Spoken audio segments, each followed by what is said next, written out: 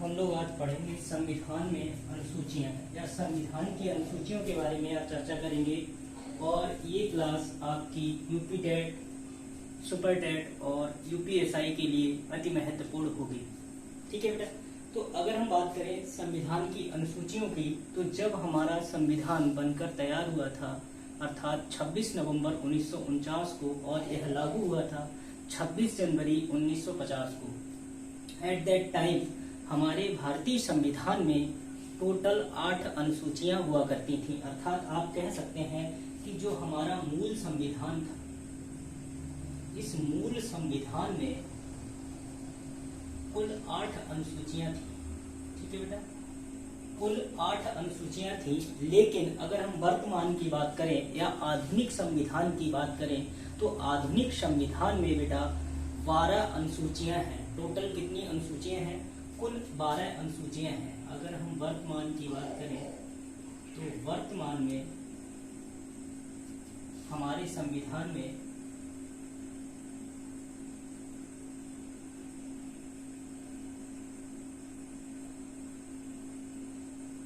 कुल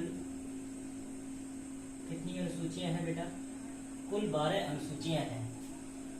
इसलिए हम ये कह सकते हैं कि प्रारंभ में 8 अनुसूचियां हुआ करती थी और बाद में क्या हुआ बेटा, इसी में 4 अनुसूचियां जोड़ दी गई। ठीक है। तो वर्तमान में क्या हुआ कि 4 अनुसूचियां जोड़ दी गई हैं। ठीक है। कौन कौन सी अनुसूची जोड़ी गई हैं? तो आप सभी जानते हैं कि 8 और 4 अनुसूचियां जोड़ी गई हैं। 9वीं अनुसूची,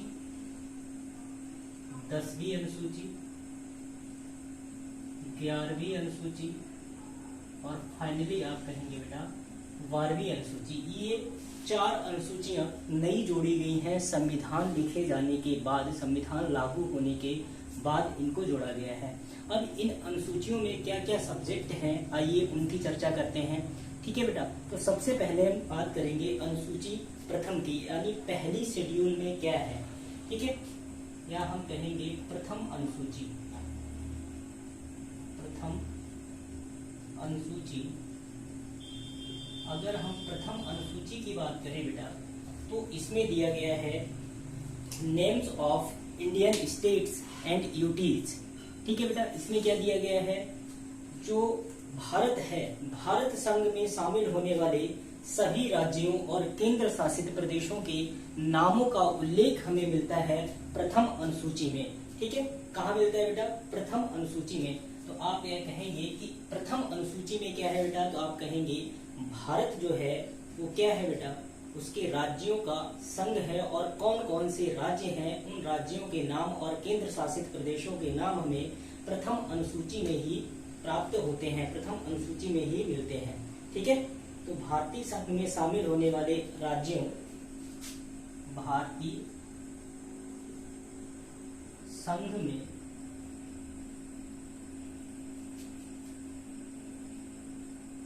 सम्मिलित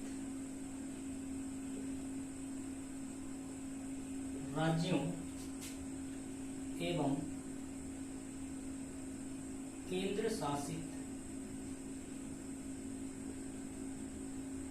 प्रदेशों के नाम, केंद्र शासित प्रदेशों के नाम, और नाम के साथ साथ बेटा इनके क्षेत्रों का भी उल्लेख मिलता है, तथा उनके क्षेत्रों का उल्लेख मिलता है, तथा इनके क्षेत्रों का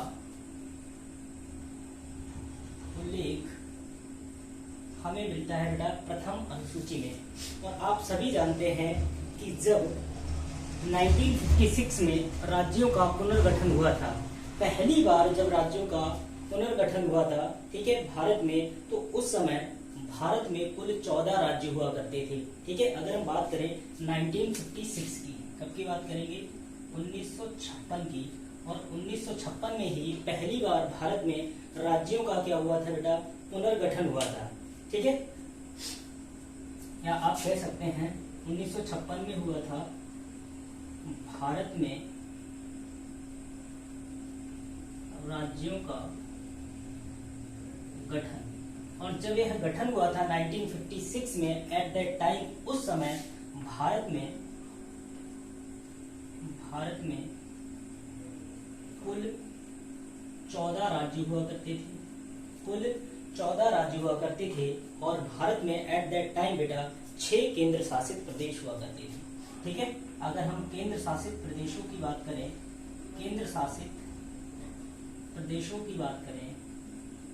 तो केंद्र शासित प्रदेशों की जो संख्या थी बेटा वो टोटल कितनी हुआ करती थी? 6 हुआ करती थी। अर्थात 1956 में पहली बार भारत में हुआ राज्यों का पुनर्गठन, और जब राज्यों का पुनर्गठन हुआ एट दैट टाइम भारत में कुल 14 राज्य हुआ करते थे और 6 केंद्र शासित प्रदेश हुआ करते थे। लेकिन अगर हम वर्तमान समय की बात करें,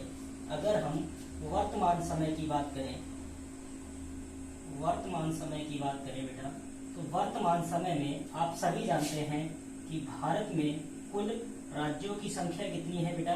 तो आप कहेंगे 28 राज्य हैं। और अगर केंद्र शासित प्रदेशों की बात करें, तो वर्तमान समय में भारत में कुल 8 केंद्र शासित प्रदेश हैं। और इन्हीं के नामों का उल्लेख और इनके राज्य क्षेत्रों का उल्लेख मिलता है हमें प्रथम अनुसूची में। अनुसूची फर्स्ट में हमें क्या मिलता है बेटा? भारत में जो राज्य हैं उन राज्यों के नाम, केंद्र शासित प्रदेशों के नाम, और नाम के साथ साथ बेटा इनके जो क्षेत्र हैं इन क्षेत्रों का भी उल्लेख हमें कहाँ मिलता है? हमें मिलता है प्रथम अनुसूची में। तो शेड्यूल फर्स्ट में क्या है बेटा? तो आप कहेंगे भारत के राज्यों और केंद्र शासित प्रदेशों के नामों का उल्लेख हमें मिलता है कहाँ पर? प्रथम अनुसूची में। ठीक है, कहाँ मिलता है बेटा? प्रथम अनुसूची में। आइए बात करते हैं द्वितीय अनुसूची की। ठीक है, किसकी बात करेंगे? द्वितीय अनुसूची की।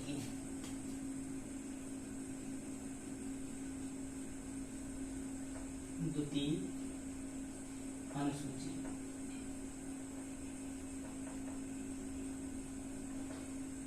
ठीक है बेटा। अगर हम द्वितीय अनुसूची की बात करें तो आप सभी जानते हैं कि द्वितीय अनुसूची में किसका उल्लेख मिलता है? तो आप कहेंगे भारत के जितने भी विभिन्न प्रकार के जो पदाधिकारी हैं उन पदाधिकारियों को मिलने वाले बेटा वेतन और भत्तों का ही उल्लेख कहाँ किया गया है? वेतन और भत्तों का ही उल्लेख किया गया है दूसरी अनुसूची में। शेड्यूल सेकेंड में अगर हम बात करें तो किसका उल्लेख मिलता है? तो आप कहेंगे भारत के विभिन्न पदाधिकारियों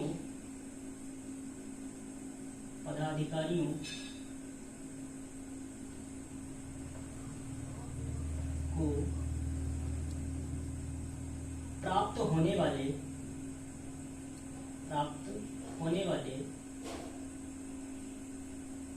वेतन तथा भत्तों का उल्लेख हमें कहाँ मिलता है बेटा? यह उल्लेख मिलता है द्वितीय अनुसूची में। अर्थात आप कह सकते हैं शेड्यूल सेकेंड किससे रिलेटेड है? तो आप कहेंगे about the salaries and allowances of different government officials. अर्थात भारत में जितने भी विभिन्न प्रकार के पदाधिकारी होते हैं उन पदाधिकारियों को जो वेतन दिया जाएगा उस वेतन का उल्लेख बेटा कहाँ मिलता है? उस वेतन का उल्लेख द्वितीय अनुसूची में मिलता है। अब इस द्वितीय अनुसूची में किस किस के वेतन का उल्लेख है? तो आप नोट करना चाहें तो नोट कर सकते हैं। जैसे प्रेसिडेंट ऑफ इंडिया, भारत के राष्ट्रपति को जो वेतन मिलता है उसका उल्लेख यही मिलेगा। वाइस प्रेसिडेंट ऑफ इंडिया को प्राप्त होने वाला वेतन का उल्लेख भी आपको द्वितीय अनुसूची में मिलेगा। ठीक है, इसी तरीके से राज्यपाल और प्रधानमंत्री को जो वेतन प्राप्त होता है उसका उल्लेख भी द्वितीय अनुसूची में किया गया है। इसके साथ ही साथ बेटा मंत्रिपरिषद और उच्चतम तथा उच्च न्यायालय के जो न्यायाधीश होते हैं उनको मिलने वाले वेतन एवं भत्तों का उल्लेख भी कहाँ मिलता है? द्वितीय अनुसूची में मिलता है। ठीक है,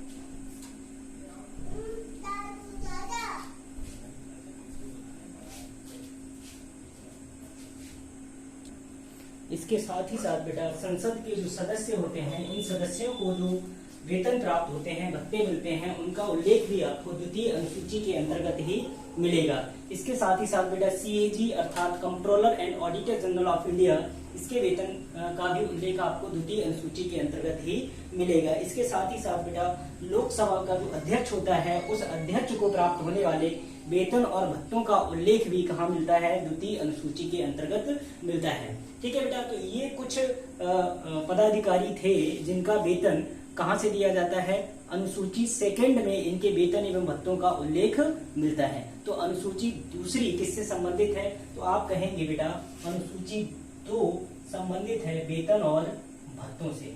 ठीक है, तो जो विभिन्न पदाधिकारी हैं भारत के, उनको मिलने वाला कुल वेतन और भत्ता कहाँ से प्राप्त होता है, तो इसका उल्लेख द्वितीय अनुसूची के अंतर्गत किया गया है। आइए चर्चा करते हैं तीसरी अनुसूची की। ठीक है बेटा, इसकी बात करेंगे अनुसूची 3 की, अर्थात शेड्यूल 3। इस शेड्यूल 3 में किसका उल्लेख मिलता है, इसकी चर्चा भी अभी हम आपसे करेंगे। ठीक है, तो अनुसूची 3 की बात करें, तृतीय अनुसूची। तृतीय अनुसूची की अगर हम बात करें तो बेटा तृतीय अनुसूची की बात करेंगे। इसमें बताया गया है जो विभिन्न पदाधिकारी होते हैं, इन विभिन्न पदाधिकारियों द्वारा जो शपथ ली जाती है, उस शपथ का उल्लेख ही तृतीय अनुसूची में मिलता है। अर्थात आप कह सकते हैं भारत के विभिन्न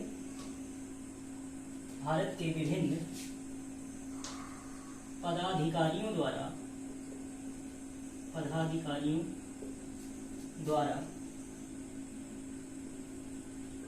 ली जाने वाली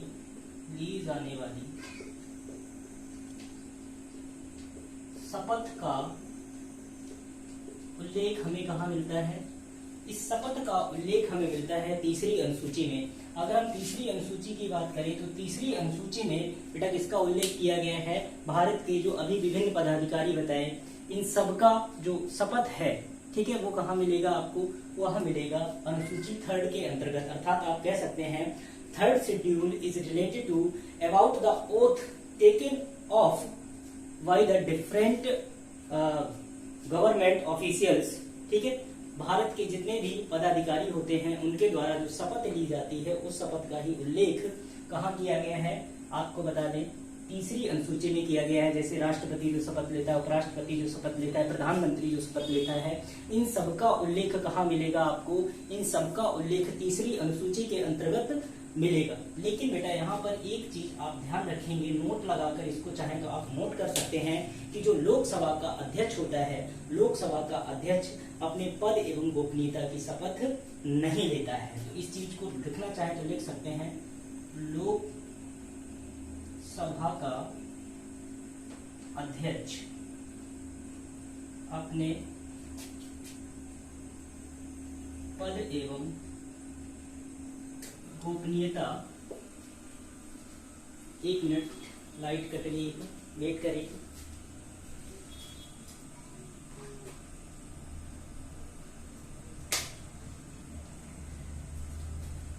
पद एवं गोपनीयता की शपथ कौन नहीं लेता है बेटा, तो आप कहेंगे लोकसभा का अध्यक्ष अपने पद और गोपनीयता की शपथ नहीं लेता है। ठीक है बेटा, अपने पद और गोपनीयता की शपथ किसके द्वारा नहीं ली जाती है, तो आप आंसर करेंगे लोकसभा अध्यक्ष के द्वारा। ठीक है, चलिए, लाइट जाने से जो कष्ट हुआ उसके लिए खेद है। ठीक है, तो लोकसभा का जो अध्यक्ष होता है बेटा, वो अपने पद एवं गोपनीयता की शपथ ग्रहण नहीं करता है। ठीक है बेटा, तो यह चीज आपको ध्यान रखनी है शेड्यूल 3 से। तीसरी अनुसूची से आपको इतनी बातें याद रखनी है। पहली बात क्या बताई मैंने कि यहाँ पर किसका उल्लेख मिलता है, तो आप यह कहेंगे जितने भी पदाधिकारी होते हैं, पदाधिकारियों द्वारा ली जाने वाली शपथ का उल्लेख हमें कहाँ मिलता है, तृतीय अनुसूची में। और यहाँ पर एक महत्वपूर्ण बात यह है कि लोकसभा का जो अध्यक्ष होता है वो अपने पद एवं गोपनीयता की शपथ नहीं लेता है। तो इसको आप नोट लगाकर नोट करेंगे। ठीक है, लिखेंगे। आगे बात करते हैं बेटा चौथी अनुसूची की। अब हम किसकी बात करेंगे, अनुसूची नंबर 4, चौथी अनुसूची की बात करेंगे। ठीक है, तो चौथी अनुसूची की अगर हम बात करें बेटा, तो यहाँ पर चर्चा की गई है राज्यसभा में जो सीटों का आवंटन होता है उसका उल्लेख कहाँ मिलता है? चौथी अनुसूची में। चौथी अनुसूची की अगर हम बात करें तो चौथी अनुसूची में बेटा किसका उल्लेख किया गया है? राज्यसभा में सीटों के आवंटन का उल्लेख मिलता है हमें। ठीक है बेटा, कहाँ मिलता है?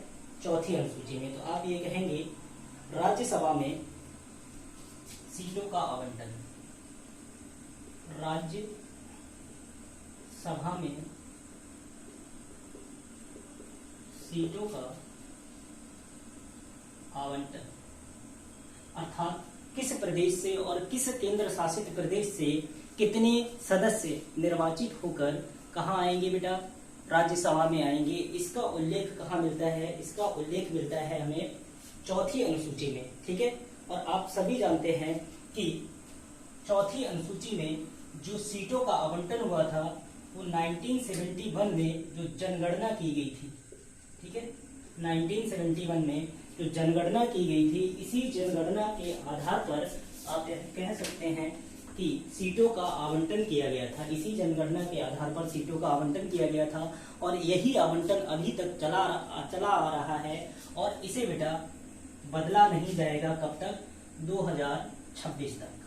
2026 तक जितनी सीटें आवंटित हैं वो आवंटित रहेंगी। और आप सभी जानते हैं कि सर्वाधिक जो प्रतिनिधित्व है राज्यसभा में वो किस प्रदेश का है? तो आप कहेंगे उत्तर प्रदेश का है बेटा। सर्वाधिक प्रतिनिधित्व या सर्वाधिक सदस्य संख्या राज्यसभा में अगर बात की जाए किस प्रदेश की है तो आप ये कहेंगे उत्तर प्रदेश की है। और बेटा उत्तर प्रदेश से टोटल 31 सदस्य चुनकर कहाँ जाते हैं? 31 सदस्य चुनकर राज्यसभा में जाते हैं। तो चौथी अनुसूची में किसका उल्लेख मिलता है?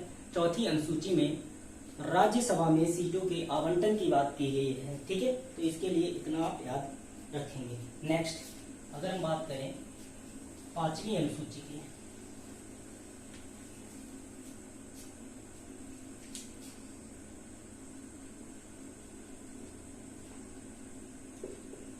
पांचवी अनुसूची की अगर हम बात करेंगे तो आप सभी जानते हैं कि पांचवी अनुसूची में जो पूर्वोत्तर राज्य हैं, ठीक है, जितने भी पूर्वोत्तर राज्यों का उल्लेख हमें छठी अनुसूची में मिलता है। पांचवी अनुसूची में विशेष प्रावधान मिलते हैं हमें एससी और एसटी से लेकर। ठीक है, यानी एससी और एसटी,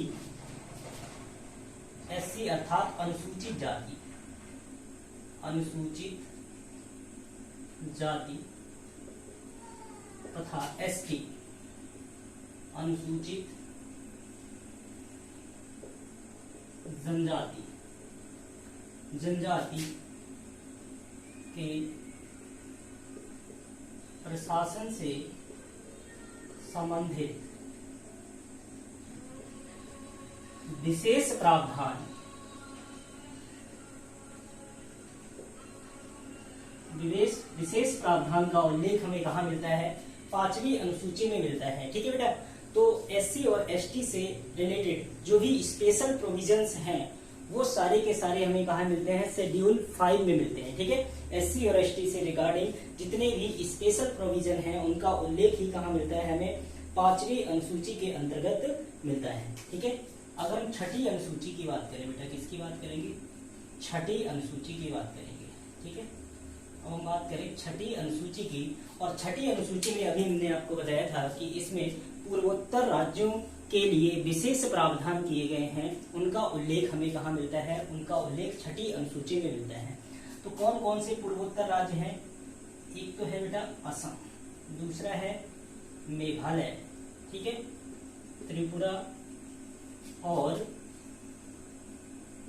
मिजोरम। ठीक है, इन्हें आप ऐसे भी याद रख सकते हैं AMTM। ठीक है, AMTM अर्थात असम, मेघालय, त्रिपुरा और मिजोरम, इन राज्यों से संबंधित विशेष प्रावधानों का उल्लेख कहाँ मिलता है बेटा? हमें यह उल्लेख मिलता है अनुसूची नंबर 6 में। ठीक है, से संबंधित विशेष प्रावधान।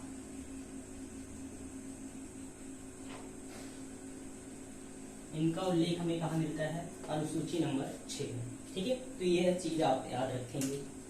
आगे बढ़ते हैं, आगे बात करेंगे बेटा 7वीं अनुसूची की।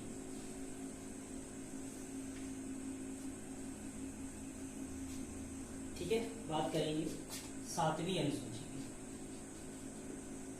7वीं अनुसूची की अगर हम बात करें बेटा, तो 7वीं अनुसूची में क्या है बेटा? 7वीं अनुसूची में है शक्तियों का विभाजन, या फिर आप कह सकते हैं 7वीं अनुसूची में बेटा लिस्ट की बात की गई है, सूचियों की बात की गई है कि किस विषय पर कौन सी सरकार क्या करेगी? कानून का निर्माण करेगी। क्योंकि आप जानते हैं भारत में केंद्र सरकार और राज्य सरकार अलग अलग कार्य करती है।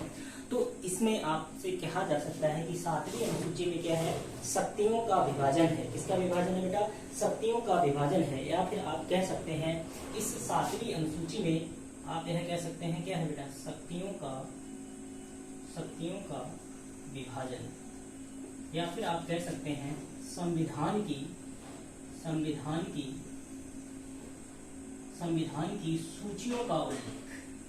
संविधान की सूचियों का उल्लेख कहाँ मिलता है? संविधान की सूचियों का उल्लेख मिलता है हमें बेटा कहाँ? 7वीं अनुसूची में। अब 7वीं अनुसूची में बेटा 3 प्रकार की सूचियों का उल्लेख किया गया है। ठीक है, 3 प्रकार की सूचियों का उल्लेख किया गया है। पहली, इसे बेटा कहा जाता है संघ सूची, या इसी को कहा जाता है केंद्र सूची। ठीक है, इंग्लिश में बोला जाता है यूनियन लिस्ट। संघ सूची या केंद्र सूची, तो इसमें जितने भी सब्जेक्ट रखे गए हैं, जितने भी विषय रखे गए हैं, उन विषयों पर कानून बनाने का अधिकार केवल और केवल केंद्र सरकार के पास होता है। ठीक है, संघ सूची या केंद्र सूची में जितने भी विषय आते हैं, उन विषयों पर कानून बनाने का अधिकार केवल और केवल किसके पास है? तो आप कहेंगे केंद्र सरकार के पास। और अगर हम बात करें तो इस सूची के अंतर्गत पहले 97 सब्जेक्ट हुआ करते थे। पहले कितने सब्जेक्ट हुआ करते थे? 97। ठीक है, और अब या वर्तमान की बात करें, वर्तमान में बेटा इन्हें 100 कर दिया गया है। यानी संघ सूची में पहले विषय कितने हुआ करते थे? 97 विषय हुआ करते थे, और अब विषयों की संख्या कितनी हो गई है? 100 हो गई है। तो पहले कितने विषय थे? 97, अब कितने हो गए बेटा? 100 विषय हो गए। अगर दूसरी सूची की बात करें तो इसे कहा जाता है स्टेट लिस्ट, या इसी को कहा जाता है बेटा राज्य सूची। क्या कहा जाता है? राज्य सूची। तो राज्य सूची के अंतर्गत उन विषयों को रखा जाता है जिन पर कानून बनाने का अधिकार केवल और केवल किसके पास होता है? राज्य सरकारों के पास होता है। ठीक है, किसके पास होता है बेटा? राज्य सरकारों के पास होता है। और अगर हम बात करें, पहले इसमें बेटा टोटल 66 सब्जेक्ट हुआ करते थे। राज्य सूची में पहले कितने? 66 सब्जेक्ट हुआ करते थे। और अगर वर्तमान की बात करें, वर्तमान में 5 सब्जेक्ट घटाकर कितने कर दिए गए हैं? 61 विषय होते हैं। ठीक है, टोटल कितने विषय होते हैं? 61 विषय होते हैं। ठीक है, तो वर्तमान में कितने विषय हैं? 61 विषय हैं। अगर हम तीसरी सूची की बात करें, थर्ड सूची की बात करें, तो इसे कहा जाता है समवर्ती सूची। समवर्ती सूची। और आप सभी जानते हैं कि इस समवर्ती सूची को हमने कहां से लिया है? इस समवर्ती सूची को हमने लिया है ऑस्ट्रेलिया के संविधान से। ऑस्ट्रेलिया के संविधान से हमने इसको अडॉप्ट किया है। ठीक है बेटा, और इस सूची के अंतर्गत जितने भी सब्जेक्ट आते हैं, जितने भी विषय आते हैं, उन विषयों पर कानून बनाने का अधिकार राज्य सरकार को भी होता है और केंद्र सरकार को भी होता है। यानी दोनों सरकारें इसके अंतर्गत आने वाले विषयों पर कानून बना सकते हैं। ठीक है, तो इसमें पहले कितने सब्जेक्ट हुआ करते थे? अगर हम पहले की बात करें और वर्तमान कंडीशन की बात करें, वर्तमान कंडीशन में कितने सब्जेक्ट हैं? तो टोटल पहले इसमें 47 सब्जेक्ट आया करते थे। बेटा कितने सब्जेक्ट हुआ करते थे? 47, अर्थात 47 विषय हुआ करते थे। और वर्तमान में देखा जाए तो 52 सब्जेक्ट हैं। कितने सब्जेक्ट हैं? 52 सब्जेक्ट हैं। तो यह चीज आपको ध्यान में रखनी है कि 7वीं अनुसूची में क्या दिया गया है? शक्तियों का विभाजन या शक्तियों के विभाजन की चर्चा की गई है। और शक्तियों का विभाजन किस तरीके से किया गया है? इसमें 3 संविधान की सूचियों का उल्लेख मिलता है। ठीक है, एक को कहते हैं संघ सूची, राज्य सूची और समवर्ती सूची। संघ सूची में जितने भी विषय रखे गए हैं, उन विषयों पर कानून बनाने का अधिकार केवल और केवल केंद्र सरकार के पास होता है। ठीक है, और राज्य सूची के अंतर्गत आने वाले विषयों पर कानून बनाने का अधिकार किसके पास होता है? राज्य सरकार के पास होता है। और समवर्ती सूची में जो भी सब्जेक्ट आते हैं इन पर कानून बनाने का अधिकार राज्य सरकार और केंद्र सरकार दोनों को होता है। ठीक है, अब हम बात करेंगे अगली अनुसूची की, जो कि है हमारी 8वीं अनुसूची। ठीक है बेटा, अब किसकी बात करेंगे? 8वीं अनुसूची की। और आप सभी जानते हैं 8वीं अनुसूची की अगर हम बात करें तो 8वीं अनुसूची में संविधान की भाषाओं का उल्लेख किया गया है। संविधान में जो भाषाएं हैं उन भाषाओं का ही उल्लेख हमें कहाँ किया गया है, कहाँ मिलता है? हमें मिलता है बेटा 8वीं अनुसूची में। तो अगली हेडिंग होगी हमारी 8वीं अनुसूची। अगर हम 8वीं अनुसूची की बात करें तो इसमें किसका उल्लेख मिलता है? तो आप कहेंगे संविधान की भाषाओं का उल्लेख मिलता है। संविधान की भाषाओं का उल्लेख हमें कहां से मिलता है? आप कहेंगे संविधान की भाषाओं का उल्लेख मिलता है हमें 8वीं अनुसूची से। अगर इस 8वीं अनुसूची की बात कहें तो बेटा जब मूल संविधान हमारा बनकर तैयार हुआ था, एट दैट टाइम मूल संविधान जब बना था, उस मूल संविधान में कुल 14 भाषाओं का उल्लेख किया गया था। कितनी भाषाओं का उल्लेख मिलता था बेटा? 14 भाषाओं का उल्लेख मिलता था। लेकिन अगर वर्तमान समय की बात करें तो वर्तमान समय में हमारे संविधान के अंतर्गत टोटल 22 भाषाओं का उल्लेख मिलता है। यानी टोटल 22 भाषाओं का उल्लेख किया गया है। कहाँ पर बेटा? हमारे भारत के संविधान के अंतर्गत। ठीक है बेटा, और आप सभी जानते हैं कि 15वीं जो भाषा थी वो कौन सी जोड़ी गई थी? सिंधी को 15वीं भाषा बनाया गया था। 21वें संविधान संशोधन 1967 के द्वारा सिंधी को ही क्या बना दिया गया था? 15वीं संविधान की भाषा बना दिया गया था। इसके बाद बेटा 3 भाषाएं एक साथ जोड़ी गई थी। कौन कौन सी थी?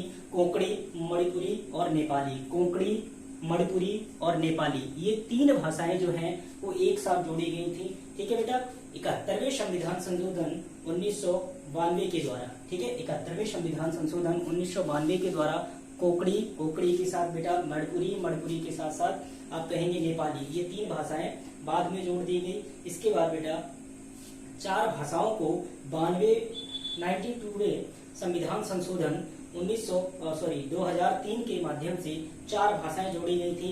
मैथिली, संथाली, बोडो और डोगरी। मैथिली, संथाली, बोडो और डोगरी, ये 4 भाषाएं जोड़ी गई थी 2003 में। तो कुल मिलाकर टोटल वर्तमान में कितनी भाषाएं हो गई हैं? हमारे पास टोटल 22 भाषाओं का उल्लेख मिलता है। कहाँ पर? 8वीं अनुसूची के अंतर्गत। मूल संविधान में कितनी भाषाओं का उल्लेख मिलता है? मूल संविधान में 14 भाषाओं का उल्लेख किया गया है। इसके बाद हमने आपको बताया कि सिंधी को 15वीं भाषा के रूप में 1967 में जोड़ा गया 21वें संविधान संशोधन द्वारा। उसके बाद बेटा 71वां जो संविधान संशोधन हुआ था उसमें 3 भाषाओं को सम्मिलित किया गया था, कोंकणी, मणिपुरी और इसके साथ ही साथ एक थी नेपाली। ठीक है, इसको जोड़ा गया था बेटा कब? 1992 में। ठीक है, 1992 में जब 71वां संविधान संशोधन हुआ था उसके द्वारा। इसके बाद 2003 में जब 92nd अर्थात 92वां संविधान संशोधन हुआ तो इसके द्वारा 4 भाषाओं को और जोड़ दिया गया, जो थी मैथिली, संथाली, बोडो और डोगरी। ये 4 भाषाओं को भी जोड़ दिया गया था। ठीक है, तो अब वर्तमान में उल्लेख कितनी भाषाओं का मिलता है बेटा? तो आप कहेंगे टोटल मिलता है 22 भाषाओं का उल्लेख मिलता है। अगली अनुसूची की चर्चा करेंगे तो अगली अनुसूची की अगर हम बात करें बेटा तो अगली अनुसूची होती है 9वीं अनुसूची। और आप सभी जानते हैं कि 9वीं अनुसूची हमारे मूल संविधान में नहीं थी, इसे बाद में जोड़ा गया था। तो आप सभी जानते हैं कि 9वीं अनुसूची को प्रथम संविधान संशोधन के द्वारा जोड़ा गया था। प्रथम संविधान संशोधन 1951 के द्वारा इसे जोड़ा गया था। ठीक है बेटा, और इसमें किसका उल्लेख मिलता है? तो आप कहेंगे इसमें उल्लेख किया गया है भूमि सुधार का। इसका उल्लेख मिलता है लैंड रिफॉर्म से संबंधित जो कानून बनाए गए थे, जमींदारी जो प्रथा थी उसका उन्मूलन करने के लिए इस अनुसूची को ऐड किया गया था भारतीय संविधान में। ठीक है बेटा, इसलिए आप यह कह सकते हैं कि 9वीं अनुसूची किससे संबंधित है, तो आप कहेंगे यह संबंधित है भूमि सुधार से, अर्थात लॉज ऑफ लैंड रिफॉर्म्स। किससे संबंधित है, आप कहेंगे लॉज ऑफ लैंड रिफॉर्म्स। ठीक है, भूमि सुधार से संबंधित कानूनों से संबंधित है हमारी 9वीं अनुसूची। आगे बढ़ते हैं बेटा, बात करेंगे 10वीं अनुसूची। अगर 10वीं अनुसूची की बात करें तो आप सभी जानते हैं कि इसे 52nd अर्थात 52वें संविधान संशोधन द्वारा जोड़ा गया था 1985 में, 1985 में राजीव गांधी के द्वारा। राजीव गांधी की सरकार थी एट दैट टाइम। आप कहेंगे इसे कब जोड़ा गया बेटा, इसे जोड़ा गया था 52nd में अर्थात 52वें संविधान संशोधन अधिनियम 1985 1985 के द्वारा इसे जोड़ा गया था। ठीक है, जोड़ा गया था। ठीक है, 1985 में इसे जोड़ा गया था। और यह जो अनुसूची थी बेटा, यह थी बेटा दल बदल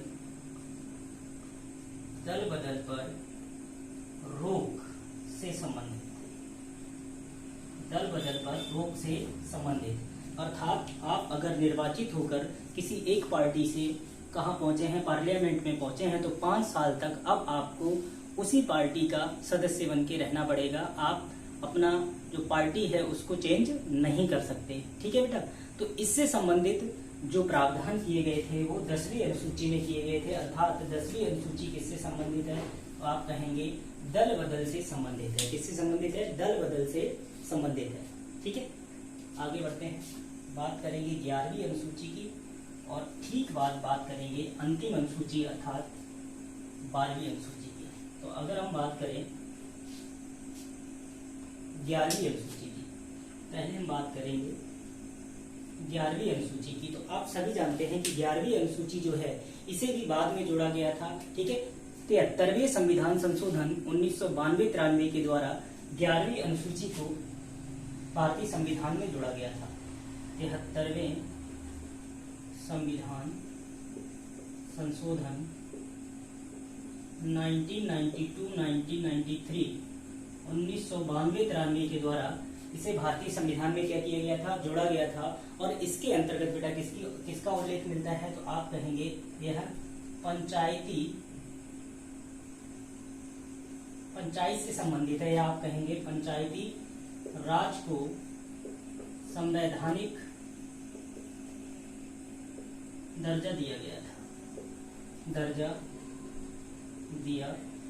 अर्थात पंचायत को क्या दिया गया था बेटा, संवैधानिक दर्जा दिया गया था। और आप सभी जानते हैं कि राज्य के नीति निर्देशक सिद्धांतों के अंतर्गत आर्टिकल 40 में यह कहा गया है कि राज्य क्या करेगा बेटा, पंचायतों का गठन करेगा। ठीक है, केवल इतना उल्लेख मिलता था। लेकिन जो 73वां संविधान संशोधन 1992-93 में हुआ था, इसके द्वारा पंचायती राज या पंचायतों को भी संवैधानिक दर्जा प्रदान कर दिया गया, अर्थात पंचायत को भी दर्जा मिल गया था। और आप सभी जानते हैं कि इन्हें टोटल कितने विषय दिए गए थे, टोटल 29 सब्जेक्ट थे, टोटल 29 विषय हैं जिन पर पंचायतों को कार्य करना रहता है। ठीक है, आइए आगे बढ़ते हैं बेटा अपनी लास्ट अनुसूची की तरफ, जिसे हम जानते हैं 12वीं अनुसूची के नाम से। अगर हम 12वीं अनुसूची की बात करें बेटा, 12वीं अनुसूची की बात करें तो यह भी 74वें संविधान संशोधन द्वारा 1992-93 में जोड़ी गई थी। ठीक है, इसे जोड़ा गया था 74वें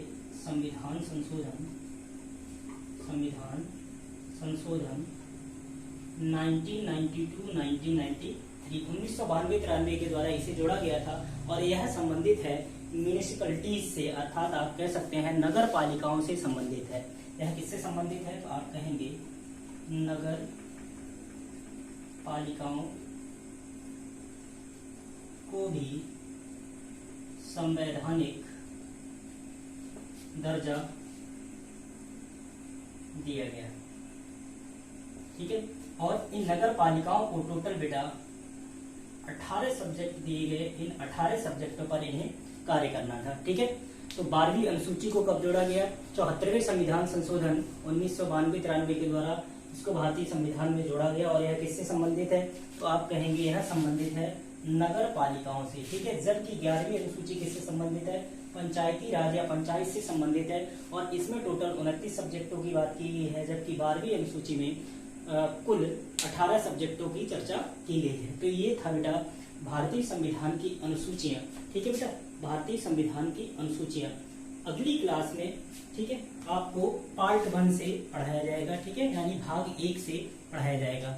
अगर आपको क्लास ठीक लगी है तो लाइक, शेयर और सब्सक्राइब जरूर करें। Thank you very much.